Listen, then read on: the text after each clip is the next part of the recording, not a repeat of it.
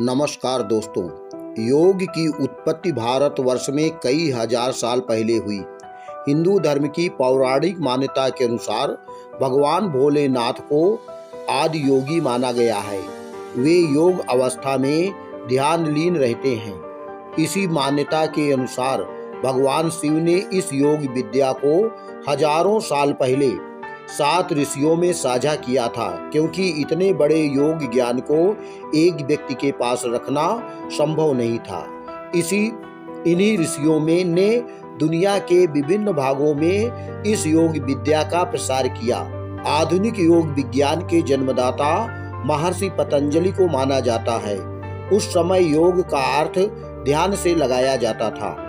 योग लोगों को ईश्वर का ज्ञान कराता था तथा उनकी आंतरिक शक्तियों को उजागर करता था। उस समय यह योग विद्या केवल ऋषि मुनियों तथा कुछ विशिष्ट लोगों तक ही सीमित रहती थी, परंतु जैसे जैसे लोगों ने इसका महत्व समझा, योग विद्या को धीरे धीरे अपनाना शुरू किया। दोस्तों, आज विश्व के लगभग सभी देशों ने इस योग विद्या को अपना लिया है।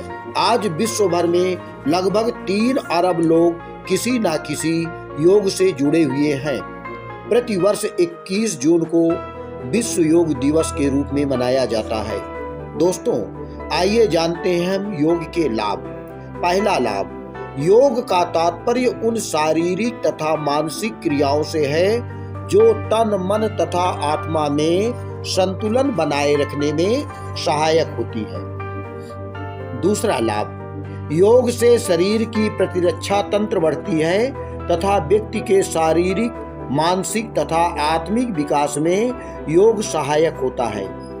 दोस्तों, प्राचीन काल का योग आधुनिक काल का योगा के नाम से जाना जाता है। तीसरा लाभ, योग शरीर के पाचन तंत्र को सुदृढ़ करता है तथा रक्त संचार और शरीर के विभिन्न अंगों को सुव्यवस्थित रूप से संचालित करने में मदद करता है। चौथा लाभ, योग करने से हमें शाम के समय योग करने से हमें अच्छी नींद आती है, जबकि प्रातः काल योग करने से दिन भर हमारा शरीर और मन स्वस्थ बना रहता है। हमें आंतरिक शक्ति तथा आनंद की अनुभूति होती है। पांचवा लाभ, योग से हमारा मस्तिष्क एकाग्र रहता है। हमारे मन में सुंदर विचारों का उदय होता है। योग शरीर को स्वस्थ, लचीला तथा बलशाली बनाए रखने में सहायक होता है। दोस्तों, योग के और भी बहुत से लाभ हैं।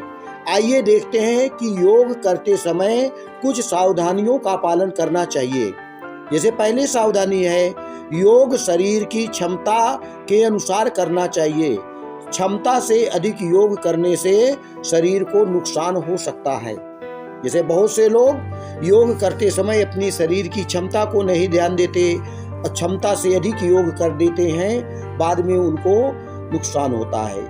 दूसरी सावधानी, नियमित योग करने की आदत जब बन जाती है, फिर किसी दिन अगर किसी परिस्थिति बस योग ना करना पड़ा या कुछ दिन का अंतराल पड़ जाता है, उस समय शरीर बिल्कुल अलसाया रहता है, फिर शरीर को हानि होती है।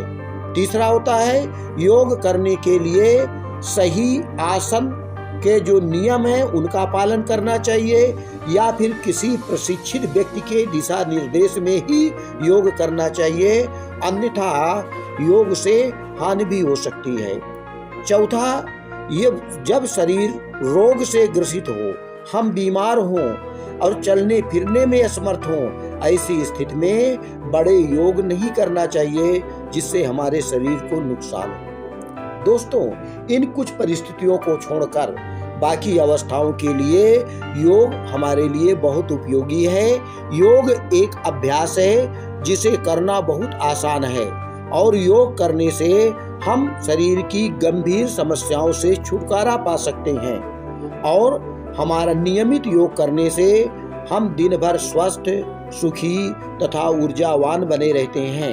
योग दिवस पर हम आप लोगों के लिए उत्तम स्वास्थ्य की कामना करते हैं। योग करते रहिए, स्वस्थ, सुंदर, सुखमय जीवन का आनंद लेते रहिए।